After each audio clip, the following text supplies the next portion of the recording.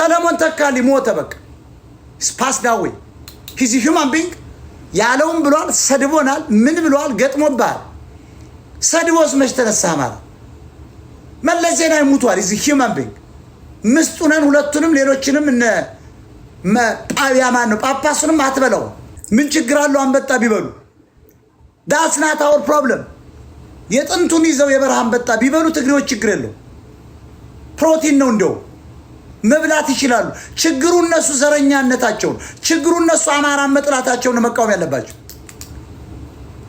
ትግሬ ለምን ቁልቋል በላት ለኛለን ለምን ኩንቲ ለቀመ ትላለ ኢኮኖሚ ችግር ስላጋጠመው መሬቱ ለ3000 ዓመት አማራ ያረሰው መሬት ስለሆነ ምንም ስለሌላቸው ስደተኞች ስለሆኑ አውድማ ጠራጊዎች ስለሆኑ ስለቸገራቸው ነው ተዋግተው ስልጣን ያዙ ፋኖስ ቅልጥምና ስጋ ሴትና እምስና ቂጥ ያቀረንለት እኮ ሊያሸንፍ አልቻለም ትግሬ ግን መረር ያፈር ጥቁር አፈር ከስኳር ጋር በጥብጦ በውሃ ጠጥቶ ነው የመጣ ብታምንም ባታምንም ያን አድርጎ የመጣ ትግሬ የኢኮኖሚ ችግር ስለነበረበት የኢትዮጵያን ስልጣን ካልያዝን እኛ ትግሬዎች በምስራቅ አፍሪካ ላይ ሀያሉን አንቀጥልም አሉ ያዙ አሁንም እየመጡ ያሉ እያታለሉ ትክክል ናቸው ነው እንደነሱ የጀግና ፖለቲካ መስራት ያስፈልጋል እንደነሱ ብልጥ መሆን ያስፈልጋል እንደነሱ መጨከን ያስፈልጋል እንደነሱ መለየት ያስፈልጋል እንደነሱ መሆን ያስፈልጋል አማራ ልክ የእስራኤልን አካሄድ ነው የሚሄዱ የምስራቅ አፍሪካ አይሁዶች ናቸው ጂውሾች ናቸው እንደዚያ ነው የሚያስቡ ልጆቻቸውን የሚያስተምሩ እንደዚያ ነው አማራ why don't you do that ለምንድን ነው አንተ እንደትግሬው ማሰራ አንተ ደንቆሮ ማይም ሰለሞን ተካሊ ሞተ በቃ ስፓስ ዳዌ ሂዚ ሂውማን ቢንግ ያለውም ብሏል ሰድቦናል ምን ብሏል ገጥሞባል ሰድቦስ መች ተነሳ ማለት መለስ ዜናዊ ሞቷል ሂዚ ሂውማን ቢንግ ምስጡነን ሁለቱንም ሌሎችንም እነ ጳቢያማን ነው ጳጳሱንም አትበለው መለስን የገደለው ግን ተፈጥሮ ነው እግዚአብሔር ነው እግዚአብሔር በወንጀሉ ወስዶታል ሰለሞን ተካልኝ የገደለው ምግብ ነው ያላወቀው በቁልቋል በበለስ ያደገ ልጅ ዝም ብሎ ተዋት በሱዳን ነበር የላከው የሚገርማቸው 00 ብሎ ሲዘፍን አማራን ለመያዝ ነው አህያ አማራ ግን ስለነበር ደንቆሮ ፖለቲከኛ ስለሌለው ዝም ብሎ ተከተለው በኋላ ግን ስራውን እየሰራ መጣ ሲሰልል ነበር ሰለሞን ተካሊ በኋላ አማራን አምርሮ ጠላው ሰለሞንን አሳዶ በሽጉጥ መምታት ሌላ ጉዳይ ነው ወንድነት ነው ጀግንነት ነው ሰለሞን ግን በምግብ ብዛት ቁጭ እንዳለ ስትሮክ መጥቶት ደም ግፊት ሲገለው ሞተ የአማራ ጠላት እግዚአብሔር ገደለው እግዚአብሔር እንደ የበቀል አምላክ ነው እንዴ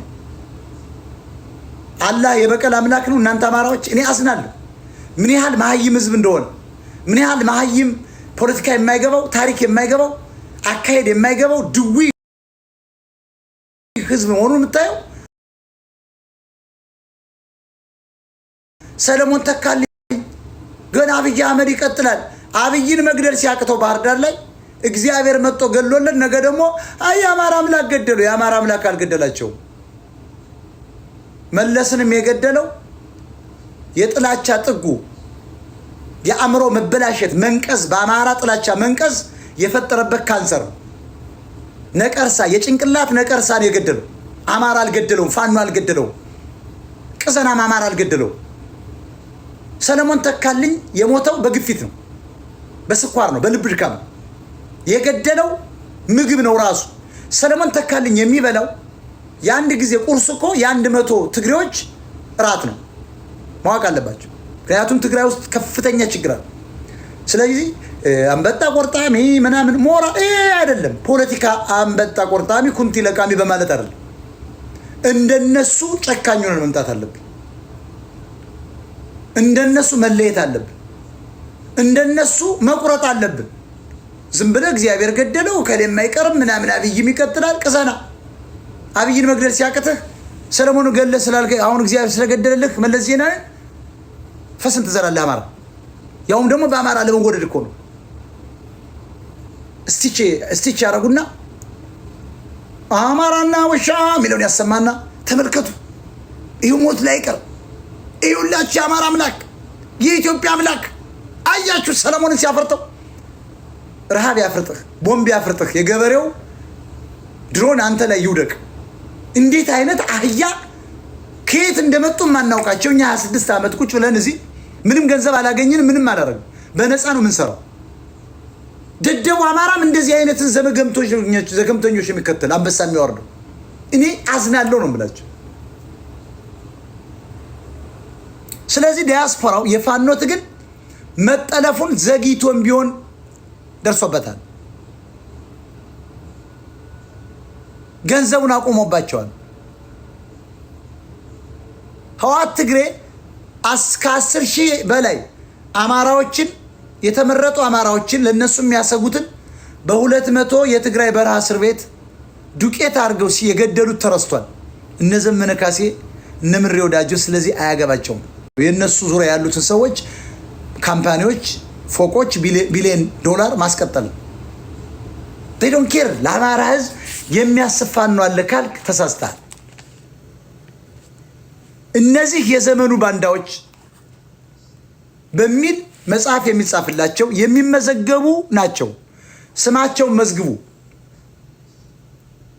የአማራን ህዝብ ለ1000 ዓመት መቀመቅ ውስጥ እንዲወርድ ያደረጉ መቀመቅ ውስጥ የከተቱ የአማራ ጠላቶች በባንዳነት መመዝገብ አለባቸው። ከዛሬ ጀምሮ ትናንትና ወጥቶ አስረስ ማረ ዳምጤ ዳያስፖራውም ሆነ ማንም ውጭ ነው እኛን ሊያዝዘንና እቅድ ሊያወጣልን አንፈቅድለትም፣ ከህወሓት ጋር መስራታችን እንቀጥላለን፣ የሚያዋጣን እኛ ነው ብሎ ተናግሯል። እነዚህ ለይቶላቸዋል።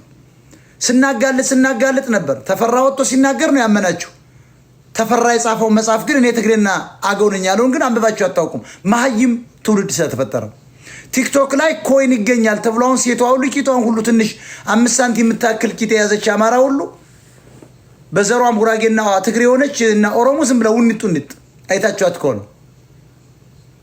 እነ ሄለን ወርቅዬ ምን ይበሉ ያን ቂጥ ይዘው ታምር እኮ ነው የምታዩት። አሁን ስሙን የምታክል ቁና የምታክል ቂጥ የያዘች ሴት እስክስታ ነው። አሁን የአማራ ትግል የፉከራ የአዝማሪ ግጥም ፋኖ ሰሳተ ነው።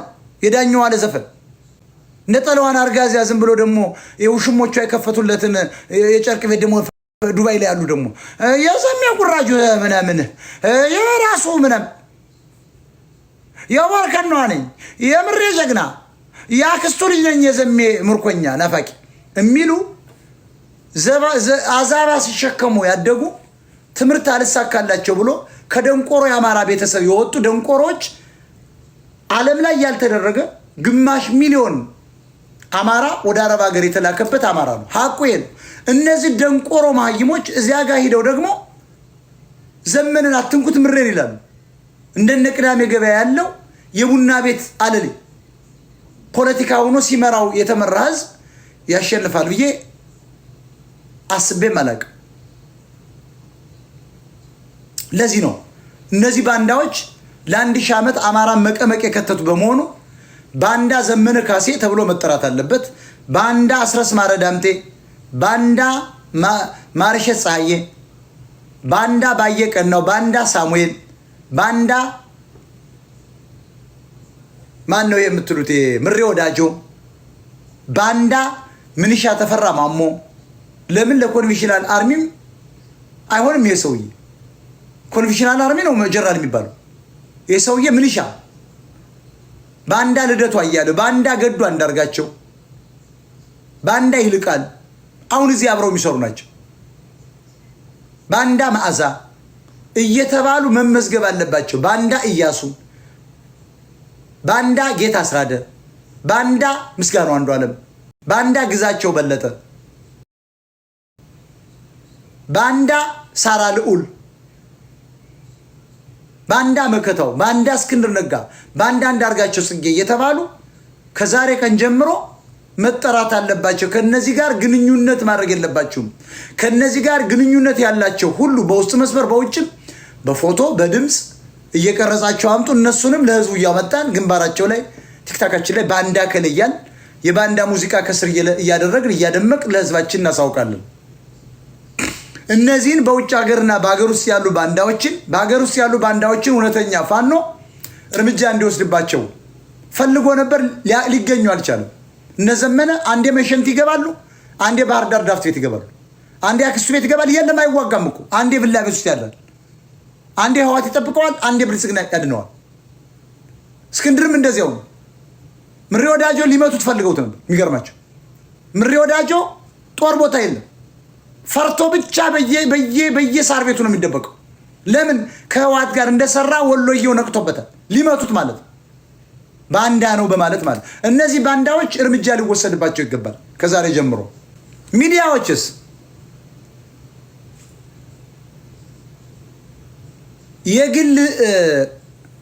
የግል ዝና ያሰከራቸው የፋኖ መሪዎች አስተዋዋቂ ናቸው። ጠቅላላ ሚዲያዎች ሰርተው የማይበሉ ሁለት የግራጅ የሆኑ ሰዎች የመሰረቱት ሚዲያ ለአማራ አይጠቅምም።